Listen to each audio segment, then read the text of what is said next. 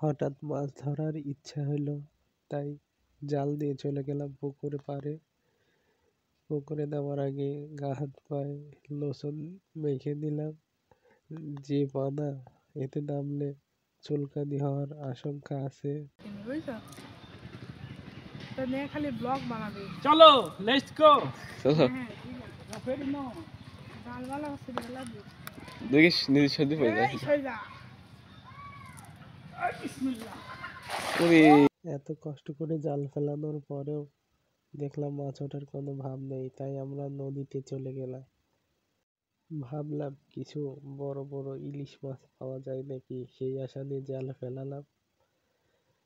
তো জাল ফেলার পরে জালটা তুলতে একটু কষ্টই হয়ে যায়। নদীতে দু একবার নামাও লাগছে জাল তোলার জন্য। তো শেষমেশে আমাদের জালে বাঁধে একটা বিশাল বড় মাছ। যখন সেই মাছটা আমরা তুললাম, তোলার পরে আমার বন্ধু অনিকের মাথার উপরে তুলে দিয়ে বাড়িতে আনা লাগছে মাছটা। মাছটা এত ভারী ছিল বা এত বড় ছিল। তবে সেই দিন আমরা আলহামদুলিল্লাহ অনেক মজা করছি।